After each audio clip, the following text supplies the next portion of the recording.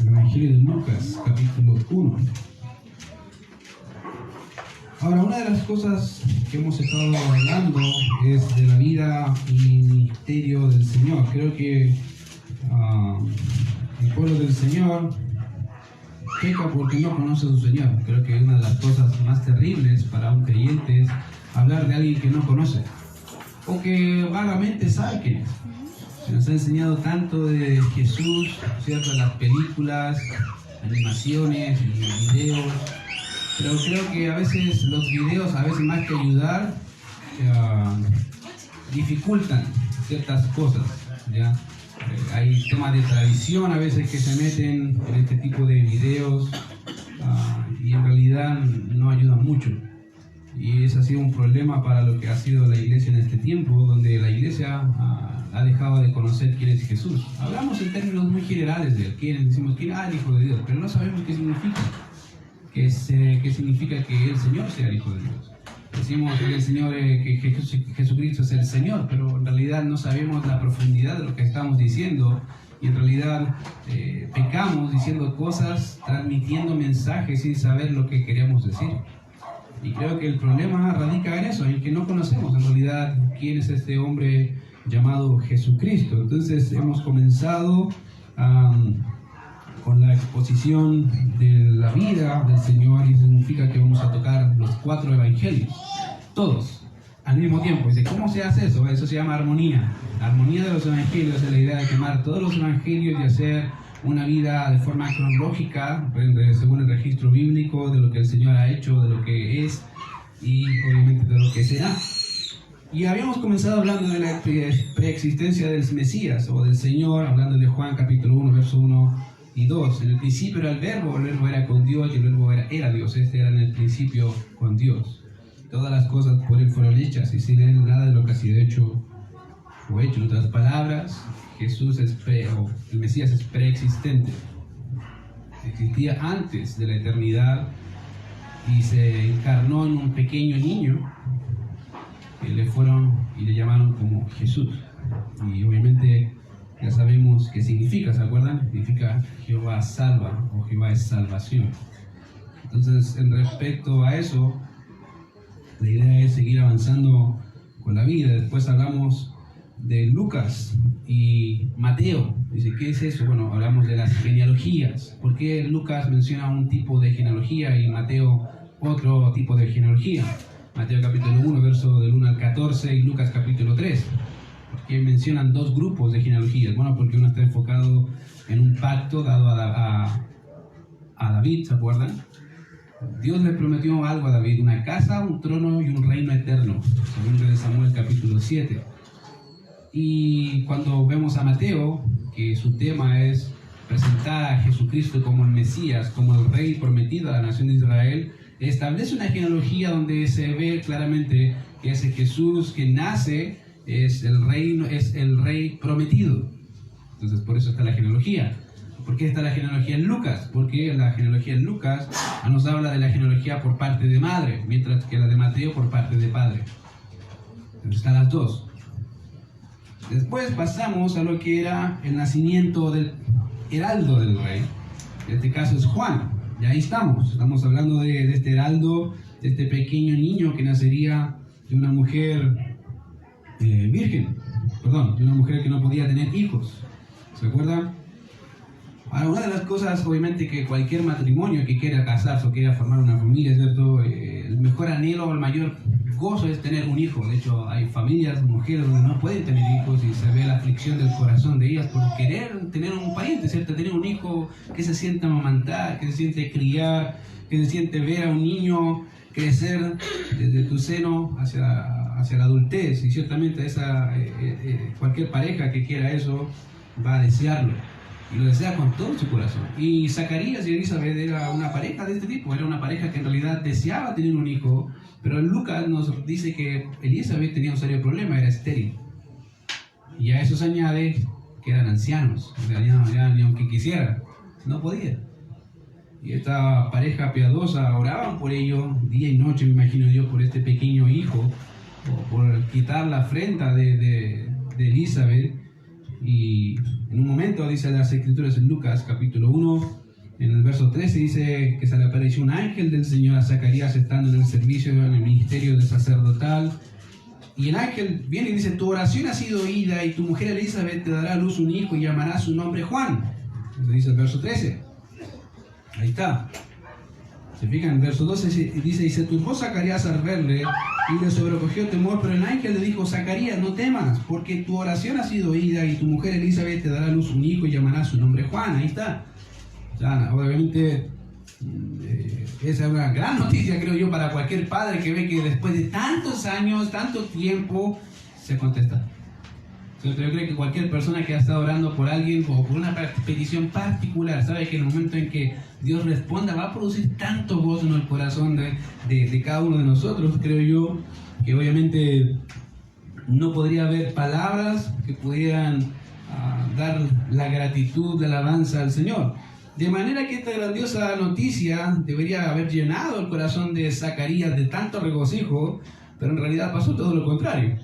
Es interesante notar que en vez de llenar el corazón de regocijo, de alegría de Zacarías, hay un tema de incredulidad en su corazón. Mira lo que está ahí en verso 18, después que el ángel le dice quién iba a ser este pequeño, mira lo que pregunta él. Dijo Zacarías al ángel: ¿en qué conoceré esto? Porque yo soy viejo y mi mujer es de edad avanzada. ¿Cómo va a ser? ¿Cómo va a pasar que voy a tener un hijo si yo ya estoy viejo, mi señora está vieja y obviamente mi señora es estéril? Entonces no hay posibilidad. ¿Cómo va a ocurrir? ¿Ya? Y aunque si pensamos bien la respuesta de Zacarías, pareciera que la respuesta de él es bien lógica, ¿cierto? Como que dice: sí, pues si es de edad avanzada y la mujer es estéril, está sonado, no tiene cómo tener hijos. Y pareciera lógica, y fíjate que la incredulidad muchas veces se viste de mucha lógica, pero lógica mirando del cielo para abajo. Y es verdad, Zacarías hace una pregunta muy buena, porque en realidad dice: sí, mi señora es estéril y ya estamos avanzados en edad. ¿Cómo voy a saber? ¿Cómo voy a notar que lo que tú me dices va a ser verdad? Y aunque, como le dije, pareciera ser que es una respuesta, una pregunta en realidad lógica, bastante acorde a lo que Zacarías vivía, en realidad era una pregunta llena de incredulidad. Llena de incredulidad. Fíjate que es interesante porque quiero darte algunas razones por qué creo que es una pregunta de incredulidad. En primer lugar, el texto nos menciona que había orado por este pequeño. Fíjate, dice que tu oración ha sido oída. ¿Qué significa? Para que una oración se oiga, alguien tiene que orar. Si no, no hay oración que se conteste. Y él dice, el ángel dice: tu oración ha sido oída. Por lo tanto, Zacarías y Elizabeth oraban por un pequeño. No es nada raro, todos oramos. Y Zacarías oraba, como cualquier judío piadoso, oraba al Señor, hacía sus peticiones diarias, y seguramente dentro de sus peticiones el hecho de que Dios pudiera darle el fruto de su vientre y poder verlo crecer como sacerdote, como ministro, era un gozo para él. Entonces la oración era, fíjate, él oraba por este pequeño, ¿ya? Lo cual nos dice que obviamente que Dios le podía dar un hijo a pesar de las condiciones de Elizabeth. Sí, obviamente, yo no sé si tú oras pensando en que Dios no te va a cumplir lo que pides. No sé si me entiendes la diferencia. Es cuando un niño está aprendiendo a jugar fútbol y quiere ganar, ¿cierto? Pero antes de ganar, ya sabe, en su mente dice: voy a perder. ¿Y qué le dice un padre? Pero no va a ir con esa mentalidad, pues si va a perder, mejor no jugáis. Mejor va y da lo mejor, y lo mejor deja el resultado ahí. Pero da lo mejor. Pero a veces como creyentes pareciera ser que pedimos, pero pensando en que Dios no va a cumplir. O que no me va a escuchar. ¿Para qué le voy a pedir, cierto? Y Zacarías pareciera que iba con esa intención. Pedía a Dios, sabiendo tantos testimonios en las Escrituras de que Dios contesta oraciones, pero al momento de los que hubo, no creyó. Entonces, obviamente, en segundo lugar, Dios envía a su ángel. Mira, como en segundo lugar, no solamente él ora, sino que Dios envía un ángel para hablarle de esa noticia. De manera que la aparición del ángel ya en sí mismo debería haber sido una señal clara de que Dios estaba hablando en serio, no era una broma. Ahora, seamos honestos, ¿a qué personas se le aparece un ángel? claramente y te dice, vas a tener un hijo. A nadie. A Zacarías, ¿cierto? Por aquí vemos a Zacarías, uno, orando, dos, teniendo una señal directa de Dios, de un ángel de Dios diciéndole, vas a tener un hijo, que ya por sí mismo debería haber sido un ya listo, te entiendo, comprendo el mensaje, ya no dudo, porque te veo a ti. Y obviamente era una señal real, viva, del cumplimiento de lo que Dios iba a hacer en Zacarías. Y en tercer lugar, Zacarías era un sacerdote del Señor. ¿Qué significa? Sabía la ley. Sabía la ley, sabía la Biblia. Él enseñaba Biblia a otros. Esa es la idea de un sacerdote. ¿Cuál es la pega de un sacerdote? No solamente ofrecer sacrificios, sino enseñar la ley al pueblo. ¿Tú crees que Zacarías no habrá leído lo de Ana? Cuando Ana le pedía al Señor que le diera un hijo y le dio un pequeño llamado Samuel. ¿O tú crees que Zacarías no leyó de su padre Abraham? ¿Cómo no podía tener hijos si tuvo un hijo? Él lo tuvo que haber leído. Y sabía perfectamente. Entonces, querido, fíjate, ¿era incrédulo en realidad? Sí. Y fíjate que interesantemente, querido, la incredulidad no mira grados. No mira si eres pastor, diácono, un hermano más, un encargado de un ministerio, no importa. La incredulidad no mira estatus. La incredulidad solamente se arroja en el corazón de cualquier persona. Eso es lo más, diríamos, comunista que hay.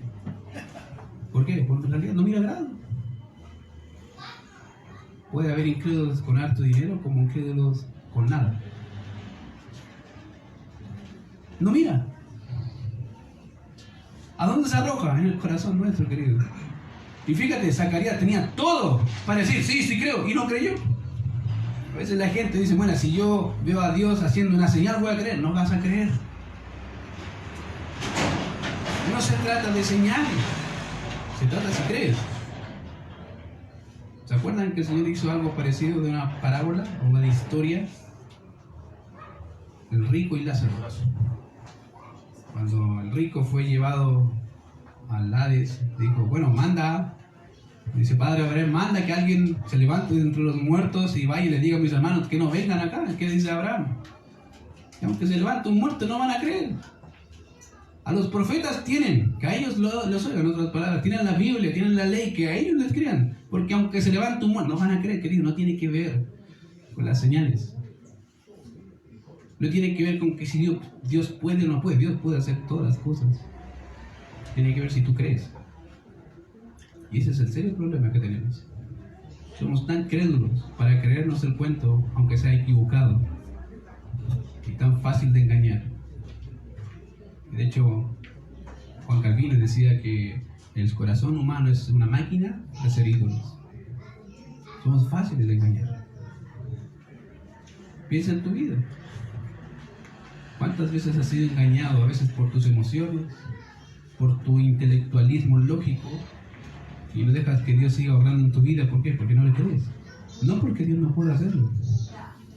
Y aquí vamos a Zacarías diciéndole, fíjate, un sacerdote viendo un ángel o habiendo orado años, no creyó. Imagínate qué te esperaría a mí. Estamos allá, si él cayó, todos caemos. Pero esa es la dura realidad. Somos así. Pero fíjate que obviamente, por ende, obviamente la respuesta de Zacarías fue una respuesta de incredulidad total. Ahora, al margen de eso, obviamente, mira lo que dice la respuesta de Zacarías. Fue una respuesta basada en un corazón duro, en un corazón que veía pero no veía. Y eso es un problema, querido, cuando tenemos oídos y no oímos. ¿Has escuchado esa expresión? Viendo ven, viendo no ven, oyendo no oyen. ¿Por qué? Porque están endurecidos, sus corazones están duros, no pueden ver, aunque tienen ojos, no ven. Aunque Dios te esté mostrando ahí, frente a tu cara, uno dice, no, es que no puede ser. Como dije, la incredulidad no mira estatus, ya no mira tu condición, si eres rico o pobre, si eres de alta alcurnia o no. En realidad, el corazón de los hombres finitos y llenos de pecado son fáciles de engañar.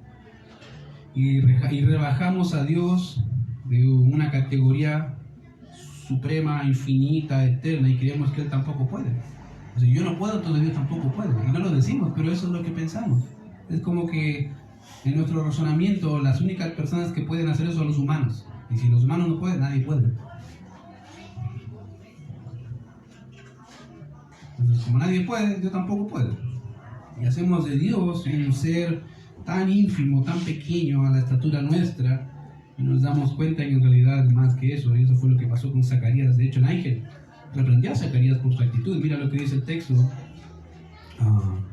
más adelante. Verso 14, fíjate ahí. Déjeme ver. Verso 19. Respondiendo al ángel le dijo: yo soy Gabriel, que estoy delante de Dios y he sido enviado a hablarte y darte estas buenas nuevas. Y ahora quedarás mudo y no podrás hablar hasta el día en que esto se haga, por cuanto no creíste en mis palabras. ¿Se fijan? El ángel también le dijo: eres incrédulo. Estoy delante de ti, estoy todos los días delante de la presencia del Señor, hablando y haciendo la voluntad y no me crees. Bueno, incrédulo. ¿Qué significa? Vas a llevar un castigo en proporción a tu incredulidad. Vas a quedar mudo, sin habla. No vas a poder comunicarte con tu boca hasta el día en que veas que lo que te dije se va a cumplir.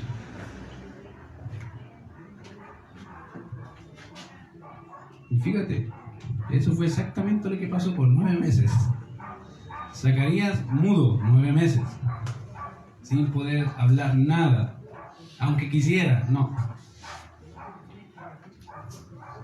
En otras palabras, Zacarías, en vista de su respuesta, fue reprendido por el ángel y tuvo que cargar sobre sí un juicio de parte de Dios por su incredulidad, querido. Y es algo que pasa. Cada persona que Dios te habla y no le crees, vas a cargar con algo.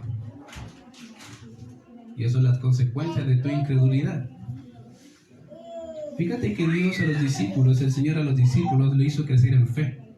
¿Te acuerdas de la expresión que siempre decía hombres de poca fe? ¿Por qué dudaste? Es porque dentro de las tareas que el Señor estaba comisionando a los apóstoles era ayudarles a creer, más allá de lo que veían sus ojos. Y una y otra vez hacía milagros. Una y otra vez, una y otra vez. ¿Para qué? Para que vieran el poder de Dios. Para que vieran quién era Él. ¿Se acuerdan? Hasta el momento en que casi antes de su muerte les pregunta: ¿quién dicen los hombres que soy yo? Y él dice: muchos que bueno, los profetas, los apóstoles. Y él le dijo: ¿y ustedes qué dicen que soy? Y ahí salta Pedro, ¿se acuerdan? ¿Tú eres qué? El Cristo, el Hijo del Dios viviente. Bueno, él entendió, y gracias a Dios que entendió, ¿cierto? Entonces, eso nos da esperanza. Si Pedro era medio cabeza dura, cualquier persona puede entender el mensaje. Eres Cristo. Ya, sí, entendí. Pero así como era duro Pedro, también él reconocía. Entonces, en realidad, vemos a Zacarías acá ya cargando las consecuencias de su pecado, ¿ya? Y al mismo tiempo vemos cómo Dios, a pesar del pecado de Zacarías, sigue siendo fiel a su promesa. Eso nos dice algo que en realidad creo que a veces nuestro pecado o pecamos en contra de Dios, Dios a pesar de nuestro pecado sigue siendo fiel.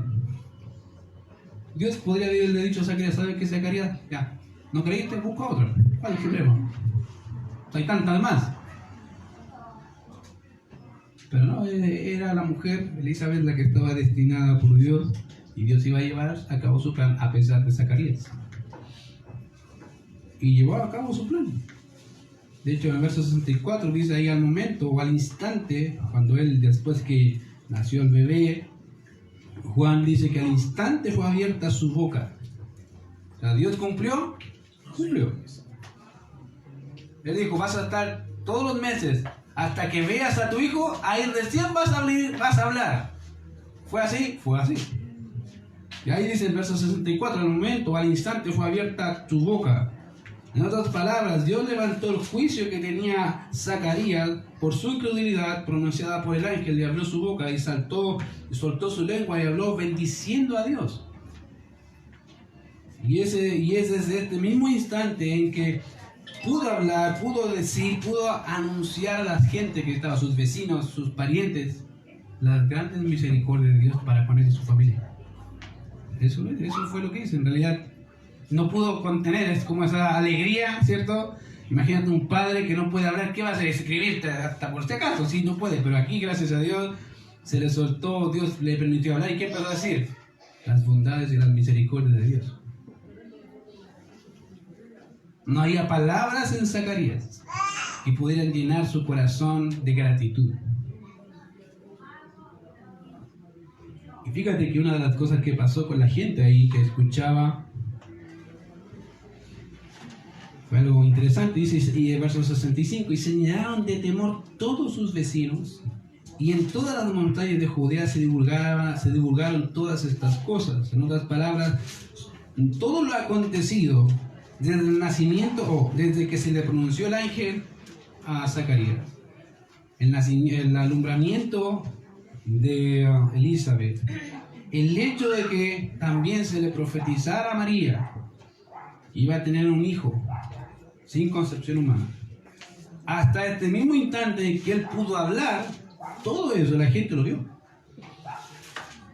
Estaban todos llenos de temor. Imagínate, ¿qué persona vive algo así y se queda callado? Algo está pasando aquí. Y la gente aquí, esa es la idea. Estaban llenos de temor y de expectativas. Y todos hablaban, hermano, ¿quién es este? ¿Quién va a ser este pequeño que nació? Y de hecho, querido, obviamente, todos los que oían las palabras las guardaban en su corazón. La idea de guardar es meditar. Estoy meditando, ¿qué es esto? ¿Qué quiere decir? Diciendo, ¿quién pues será este niño? Ahora, obviamente esa pregunta no solamente se vio cuando Juan el Bautizador era niño, sino incluso de adulto. Incluso ya de adulto la gente seguía preguntando, ¿y quién es este?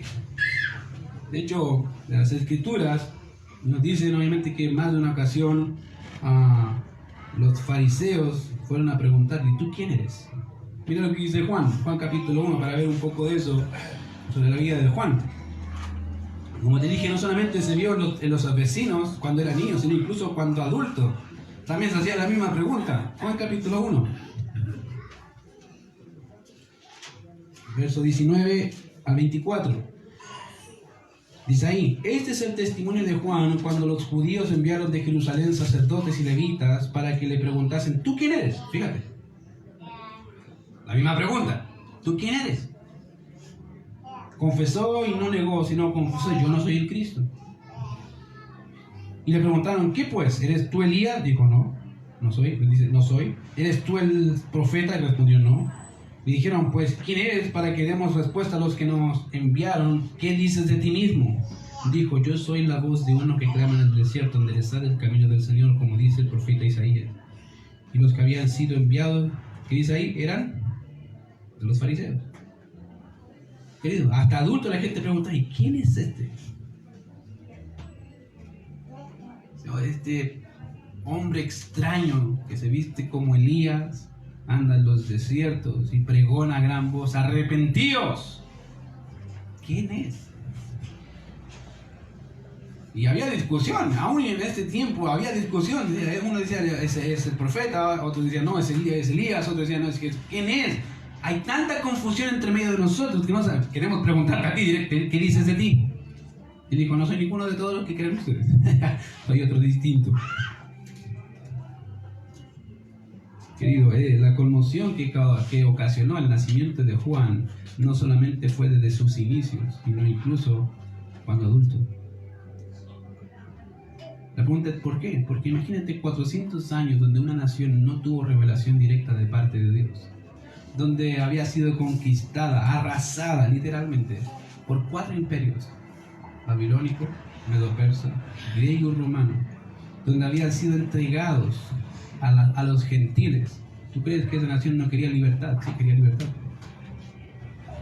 Esperaban al Mesías, a un Mesías político, vengador, a romper el yugo de esclavitud del Imperio Romano. Y de repente, en todos esos años, no hay revelación y aparece un hombre, un niño, algo raro empieza a suceder en una pequeña aldea de Judea, donde nace un pequeño de una mujer estéril, de una familia de ancianos, y dicen que será profeta del Altísimo. ¿Qué quiere decir eso? La gente tenía altas expectativas, estaba concentrada con este pequeño niño, a tal manera que se preguntaban quién sería este niño. Y fíjate que al final Lucas nos dice, y la mano del Señor estaba con él, con el niño. Ahora, esa expresión que aparece en Lucas, capítulo 1, verso 66, al final dice, y la mano del Señor estaba con él, era bien conocida para la nación de Israel. De hecho, es una expresión muy de ellos. Y la primera vez que aparece es en Éxodo capítulo 9, verso 3. Dice, y la mano del Señor estuvo. ¿Ya?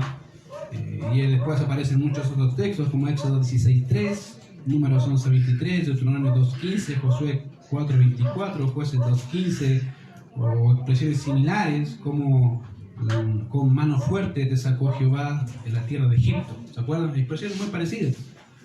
De hecho, eso alude a la poderosa presencia del Señor, ya sea a favor o en contra de su pueblo. Eso significa, cuando se habla de la poderosa mano del Señor, tiene dos connotaciones: o es para bendición o es para maldición. ¿Qué significaba? Bueno, cuando el pueblo se iba en contra de Dios, siguiendo a dioses extraños, que decía, y la poderosa mano del Señor vino contra su pueblo, y ahí arrasaba. O al revés, cuando el pueblo se arrepentía, decía, y la benéfica mano del Señor, ¿qué hacía? Los bendecía. De hecho, una expresión que podemos encontrar de forma similar es, por ejemplo, en Esdras capítulo 7, verso 6. Mira lo que dice ahí, aparece la misma expresión en Esdras 7:6. Así que vamos al Antiguo.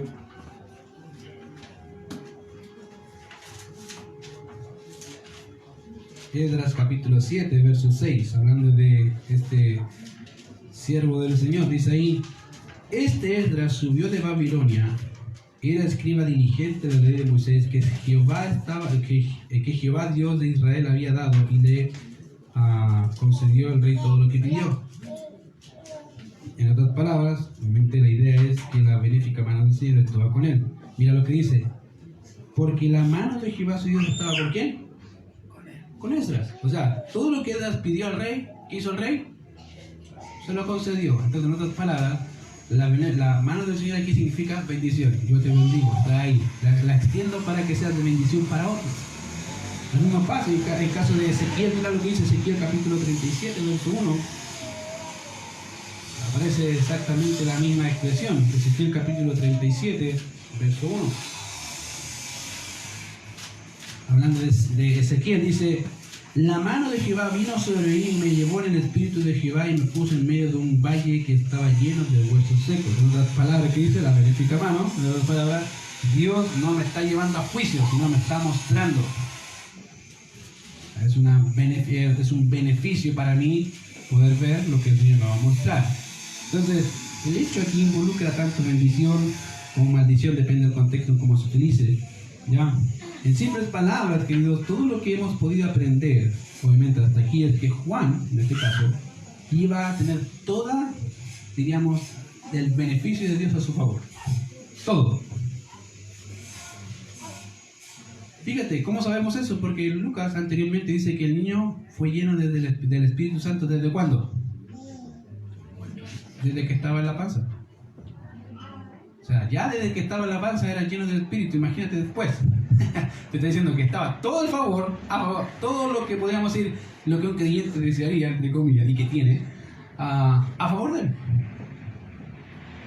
Juan el Bautista tenía todo a favor. ¿Por qué? Querido, si está Dios contigo, tienes todo a favor. No tienes ningún problema. Aunque toda la gente se vaya en contra tuya, si tienes a Dios a tu lado y contigo, ganaste. Victorioso. Y aquí tenemos a uno, Juan. Ahora, si ves la vida de Juan, dice, ¿y dónde está la victoria? Cumplió su misión. Era su victoria. ¿Cuál era su misión? Preparar los caminos para su Señor. ¿Lo hizo? Lo hizo. ¿Y se acabó? Dice, pero ¿cómo murió? ¿Lo mataron degollado? Sí, pero ¿cuál era la misión de él? Preparar el camino del Señor. ¿La cumplió? Sí. Lo demás es añadidura. Querido, en realidad vemos acá un hombre, un pequeño que nace con el fin de poder llevar a cabo una misión, y Dios estaría a favor de todo lo que este hombre hiciera. En simples palabras, todo lo que hemos podido aprender hasta ahora es cómo Dios obra de forma misericordiosa y misteriosa, cosas que a veces, querido, no tenemos idea cómo Dios va a hacer. Entonces a veces hay decisiones que tomar y dices, ¿qué voy a hacer? Señor, ¿qué quieres? ¿Cierto? Y Dios dice, pero tranquilo, confía. Yo creo que esas son las palabras más aterradoras para un creyente. Confía. ¿Y en qué confío, Señor? Que no veo nada. No, confía. Por eso digo que somos corazones muy incrédulos, que necesitamos siempre estar mirando para saber que Dios está ahí. Pero a veces Dios te dice, pero confía. Y dice, pero ¿en qué voy a confiar? Y Dios te dice, pero en mí, acá estoy. No te olvides. Y aquí vemos obviamente que Dios muestra de forma misericordiosa y compasiva cómo Él actúa en medio de los hombres para llevar a cabo su plan, y a pesar de los hombres mostrar su poder, su gracia con los hombres. Querido, Dios no nos debe nada a nadie. Nosotros le debemos todo a Él. Pero Él es tan misericordioso que escucha las oraciones. Las escucha. Y en ellas trabajan nuestros corazones para hacernos más como Él. A veces es fácil, digo, hay dos respuestas del Señor que son súper fáciles de entender, sí y no, ¿cierto? Pero que para nosotros, vamos, sí o no, ya, nada que hacer. Pero una espera. Me dice, Señor, espera, ¿cuánto? O sea, la pregunta es, ¿cuánto espero? ¿Qué esperas? Pero dime, ¿cuánto? Espera. Creo que esas respuestas del Señor nos matan. Porque queremos las cosas ya. Y Dios dice, espera. Me dice Zacarías, ¿cuántos años no oró por ese pequeño? Y Dios le decía, espera. Al punto de que pareciera ser que su corazón se insensibilizó, se volvió duro, aunque pedía por eso, ya no lo creía que pudiera tenerlo. Y cuando Dios se lo cumplió, no creyó. Querido, a veces somos igual que este padre, obviamente, un corazón duro y que tiene que cargar a veces con las consecuencias de nuestra incredulidad. Ahora, ¿eso anuló la promesa? No, de ninguna manera, querido. Dios no anula sus promesas. Pero ahí vemos, obviamente, un padre que recibió su promesa de forma muy maravillosa y emocionado, obviamente, por la promesa cumplida. Ahora, fíjate que interesantemente, cuando vemos lo que dice Zacarías sobre su hijo, cómo Dios lo utilizó, cómo Dios le guió, empieza dando una acción de gracias. Dice, ¿cómo sabes eso? Mira lo que dice Lucas. Lucas capítulo 1, verso 67, mira ahí. Y Zacarías su padre fue lleno del Espíritu Santo y profetizando diciendo, bendito. Ahora, querido, la alabanza era una forma y es una forma muy normal de los hijos de Dios de dar gratitud al Señor. Es muy normal. Ahora, si no es normal para ti, empieza a analizar, pero es muy normal para los hijos de Dios dar gracias. De hecho, debería hacerlo. Se nos manda a dar gracias. La Biblia dice, dad gracias en todo y por todo. Se nos manda a dar gracias porque tenemos todo lo que es del Señor. Tenemos a Cristo, que es lo mejor que tenemos. Lo mejor. Y con Él todo lo que Él tiene. ¿Qué más necesitas? El Play 5. ¿Cierto? Ahí viene el cabrón y el adolescente, el Play 5, papi. Pero tiene a Cristo, sí, pero me gusta el Play 5 también. Y como adulto también, ¿no? Sí, con Cristo lo tengo todo. Me falta este autito. 4x4. ¿Cierto? ¿Cuánto? No, sí, una módica suma de 50 millones. Es que me siento vacío. Bueno, querido, con Cristo lo tenemos todo, no necesitas nada más. Lo demás es añadidura. Y en realidad, querido, mira, la alabanza es parte, como dije, debería ser parte de nuestros labios. Y el problema es que no lo es. Por eso se nos manda a ser agradecidos. Dice, Pablo dice, dar gracias por todo. Dar gracias en todo. ¿Por qué? Porque no lo somos. Pensamos que las misericordias que Dios tiene con nosotros, eso son obligaciones de Dios para con nosotros. Dios no está obligado a darnos nada. Desde la vida hasta la salvación, nada. Y Él todos los días te levanta, ¿no? Todos los días te sustenta, te da fuerza. Dice, estás agobiado, dice, te anima. No está obligado a darte nada y te lo da. Eso debería llenar nuestros corazones con gratitud y decirle, gracias, Señor. Pero no lo es. En realidad, tenemos corazones tan duros que pensamos que son obligaciones del Señor. Y no lo son. Son muestras de gracia y misericordia con sus hijos. Fíjate que desde muy temprano en las Escrituras vemos que en realidad esa expresión de gratitud, de alabanza, fue parte de aquellos que adoran al Señor. Por ejemplo, podemos ver en Salmos capítulo 5, verso 11, que dice, pero alégrense todos los que en ti confían, den voces de júbilo para siempre. Salmo 13, 6, que dice, cantaré a Jehová que me ha hecho bien. E incluso, queridos, los creyentes en esta era dan alabanza al Señor con salmos, con himnos y cánticos espirituales, cantando y alabando al Señor en nuestros corazones. Debería ser así, todos los días. Ser agradecidos. Pero siempre estamos mirando el vaso medio lleno, medio vacío, ¿cierto? Es que me falta eso, Señor. Somos mal agradecidos. Y somos muy honestos, somos muy mal agradecidos. Y asumimos que lo que tenemos es obligación. Y en realidad, querido, Dios no está obligado por nada ni con nadie. De manera que la alabanza, querido, es una forma de gratitud por los hechos portentosos y misericordiosos que el Señor da para su pueblo, para su iglesia. Podemos ver, a modo de ejemplo, como Israel cantó, ejemplo, después de haber sido libertado del desierto, ¿se acuerdan?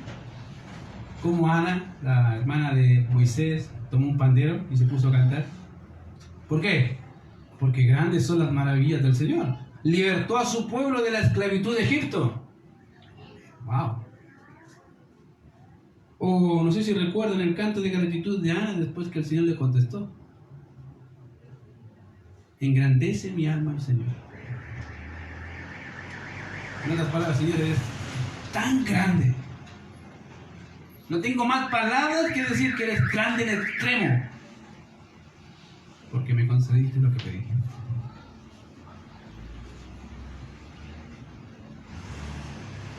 E incluso podemos ver todo el libro de los Salmos. Todas las alabanzas de los justos ahí que daban al Señor por su favor, por su misericordia. Para con ellos, a pesar de ellos. Y fíjate que cuando llegamos acá podemos ver el tercer tributo de alabanza al Señor. Y dice, pues ¿cómo el tercer? Sí, tenemos el tercer tributo de alabanza. El primero fue por Elizabeth, ¿te acuerdas? Lucas capítulo 1, verso 41 al 45, Elizabeth da gracias al Señor, alaba al Señor, porque quitó su ofrenda, le dio un hijo. Tenemos el tributo de alabanza de María, cuando se entera de que iba a ser portadora del Mesías. Y se manda la alabanza, ¿cierto? Que la vimos con el pastor Antonio, del capítulo 1, verso 46 al 55. ¡Wow! Y aquí vemos la alabanza del profeta, del sacerdote Zacarías. Y se manda la gratitud. De hecho, fíjate que el texto, y Lucas quiere especificar más, dice que Zacarías fue lleno del Espíritu Santo y profetizó. Ahora, lo primero que vemos acá es del tributo, es la actitud de quien ofrece el tributo. Y es que acá vemos que dice que fue lleno del Espíritu. De esa manera, obviamente, todo lo que estaba a punto de decir era guiado por el Espíritu del Señor y profetizó. En otras palabras, todo lo que Zacarías iba a hacer, o iba a decir y proclamar, no solamente eran palabras que nacen de su corazón, eran palabras que nacen también del corazón de Dios. Esa es la idea. Y dice que profetizó, en otras palabras, proclamó, predicó, expuso las palabras del Señor. Y de esa manera, Zacarías, lleno del Espíritu Santo, controlado por el Espíritu, guiado por el Espíritu, empezó a hablar. Ahora, si hay un ejemplo muy gráfico de entender que las Escrituras, queridos, son en realidad inspiradas por Dios de forma total, tanto palabra por palabra, como todo lo que ahí está, esto es un claro ejemplo. Dios no anuló la personalidad de Zacarías. Digo, ya Zacarías, vas a ser una máquina. No. Aquí vemos a un hombre lleno de gozo, lleno de alegría, con todo su ser, lleno del Espíritu, guiado por Él, para dejarnos plasmado el mensaje aquí. De hecho, Pedro dice que los santos hombres de Dios hablaron siendo inspirados o guiados. Esa es la traducción literal, guiados por el Espíritu Santo. Y aquí tenemos la guía del Espíritu Santo sobre Zacarías, al mismo instante que hablaba, sin anular su personalidad, sin anular su gozo, sin anular su alegría. Todo lo que era Zacarías estaba involucrado ahí, y al mismo tiempo Dios guiando todo. Todo.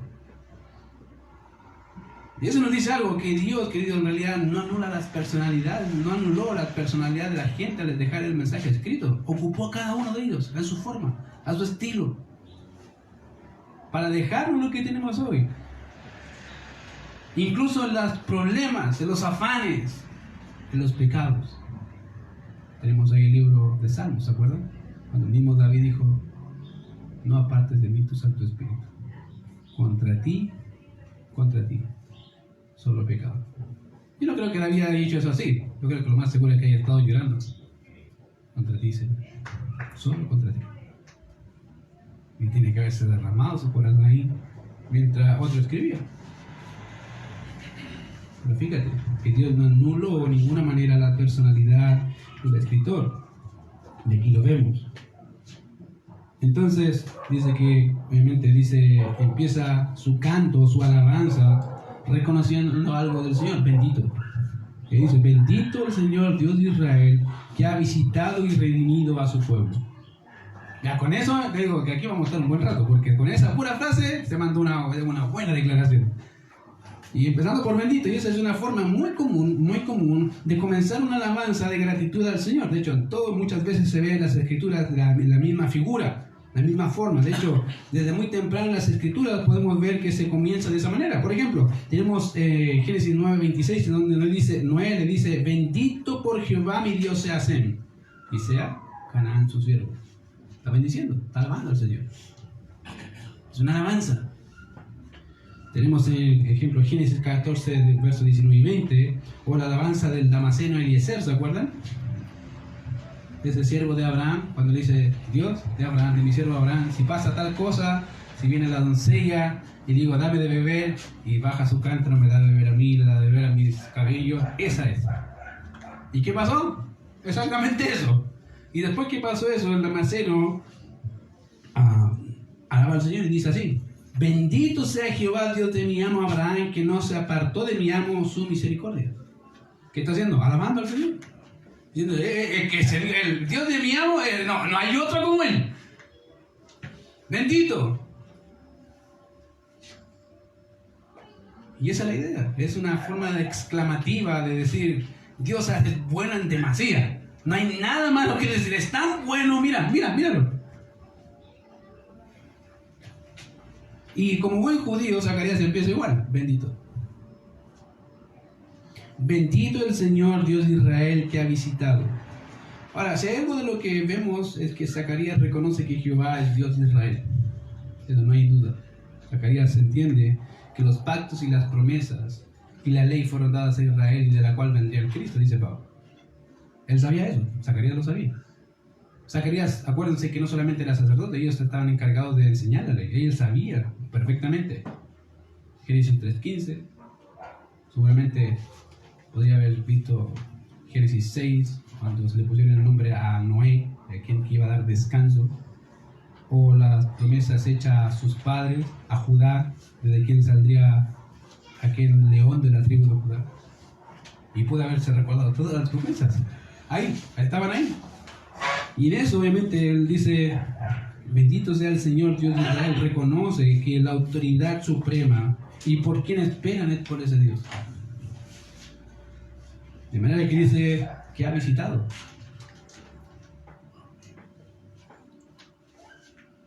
Yo no sé si alguna vez, nosotros no entendemos ese concepto de visita, porque para nosotros visita, viene para acá y me visita, ¿cierto? Bueno, en estricto rigor es algo así, es la idea. Como pueblo, obviamente acá, y eso es algo muy extraño, ¿cierto? Para nosotros, pero no para la nación. Incluso podemos ver que ese concepto era utilizado tanto para manifestar el juicio de Dios como la bendición también de Dios. Lo cual involucraba que la presencia de Dios estaba con ellos, ya sea para juicio o para bendición. ¿Se acuerdan?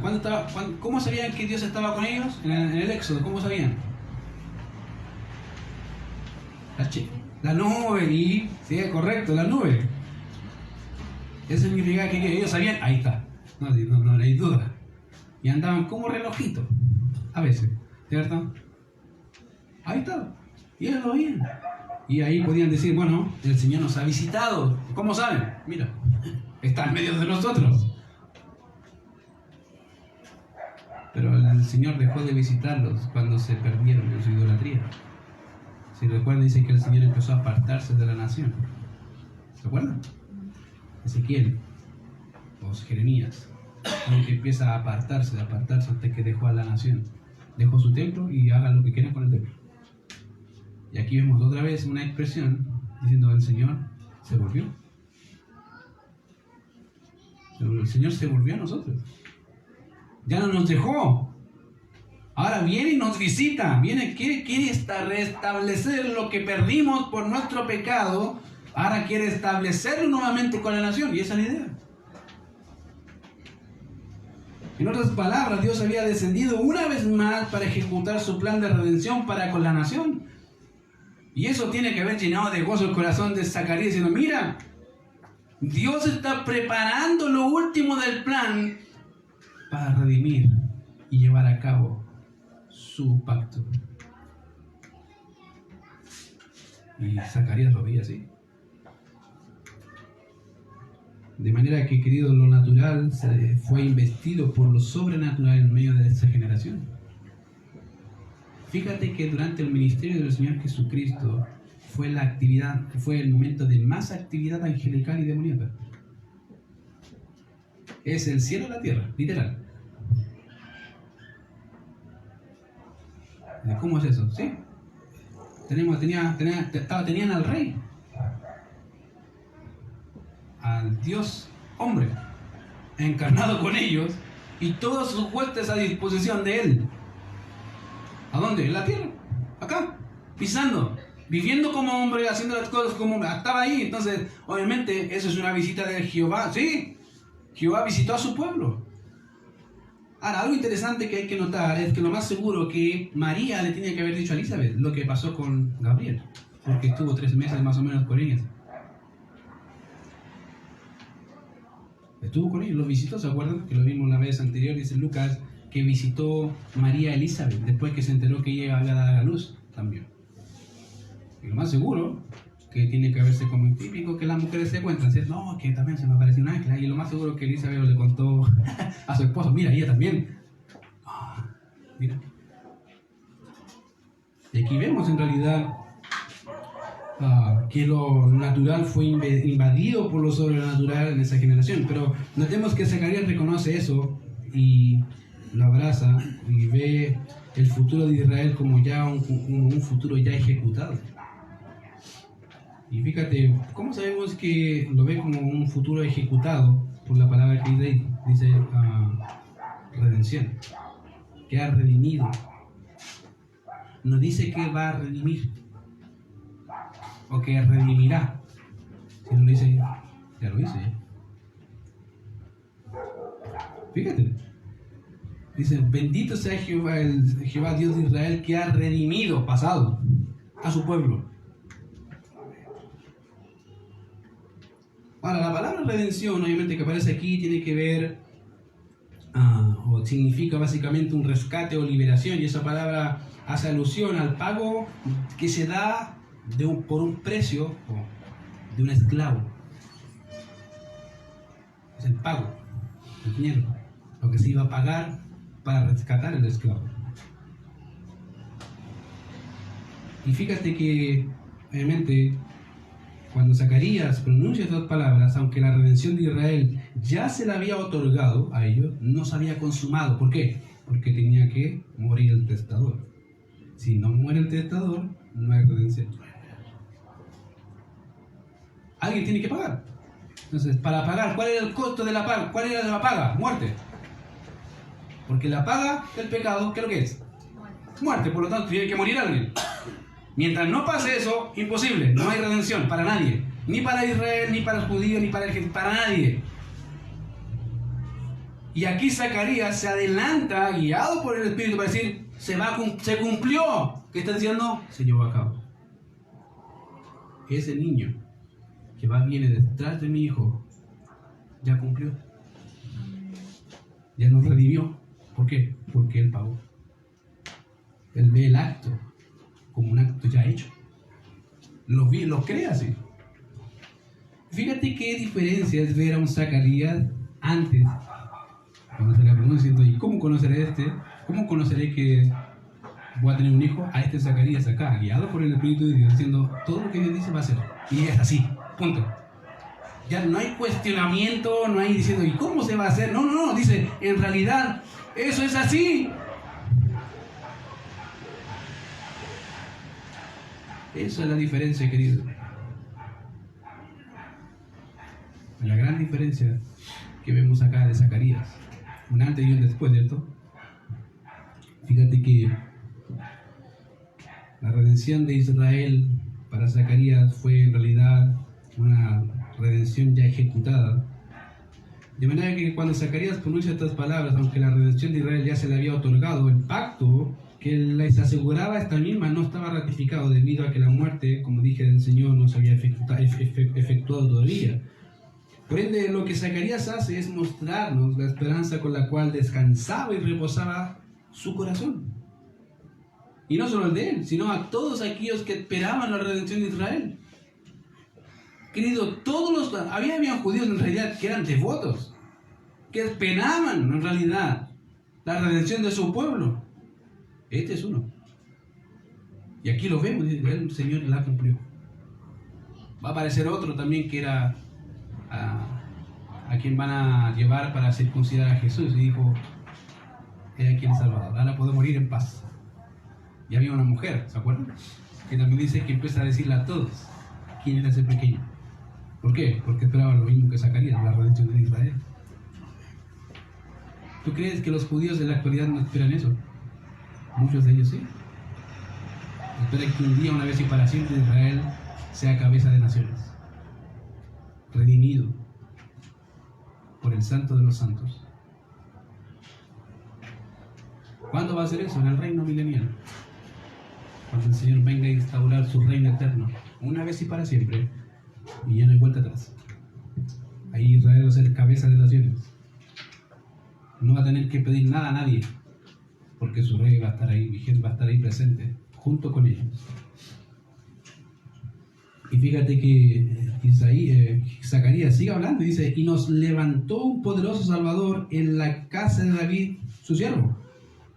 ¿Cómo supo que se levantó un poderoso Salvador? Como dije, lo más seguro es que entre María y Elizabeth, buenas compañeras. Ustedes saben cómo son las mujeres. Cuando hay cosas como cagullo, bueno, dicen, ya empezamos a cubrir ahí, empiezan a soltar todo.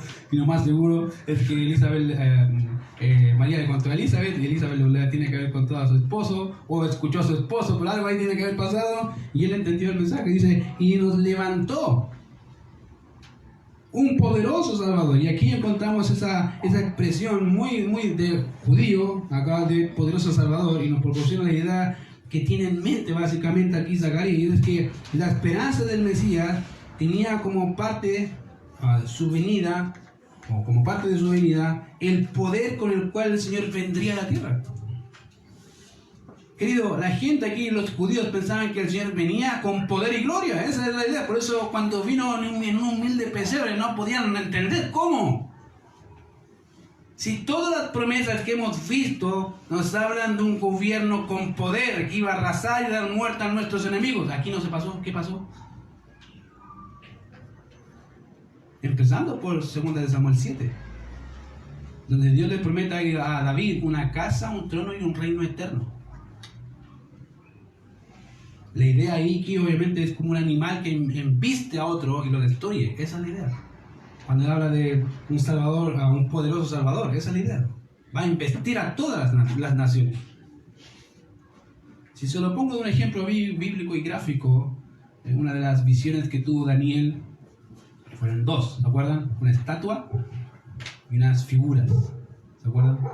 Uno con la estatua decía que la cabeza era de oro, el pecho de oro, ¿se acuerdan?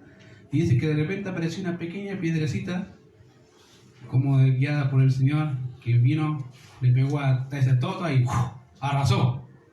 Esa es la idea. Eso es lo que el judío tenía presente. No que iba a venir como un humilde PC, no, para él venía el Mesías, era que esa pequeña piedra iba a derrumbar y destruir a todos los reinos gentiles, una vez y para siempre, y viene e instaura su reino. Pero al ver que no pasa, más adelante van a ver lo que sucede con Juan el Bautista y esto por ahí. Pero miren, interesante, ya Zacarías dice ahí, y nos levantó un poderoso Salvador. Y que lo sigue siendo. No hay otro como él. Poderoso sobre y sin igual.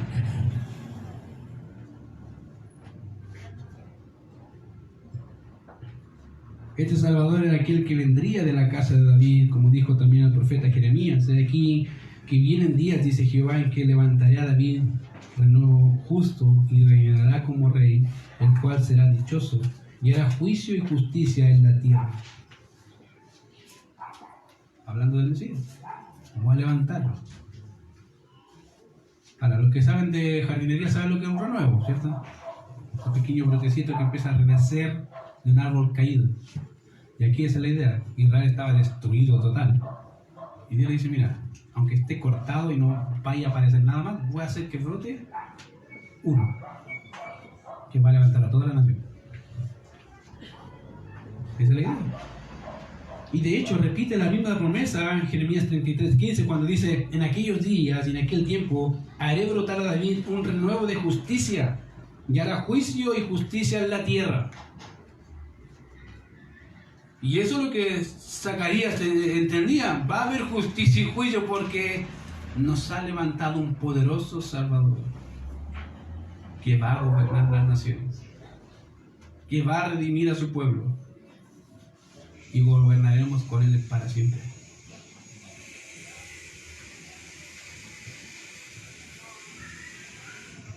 Fíjate que obviamente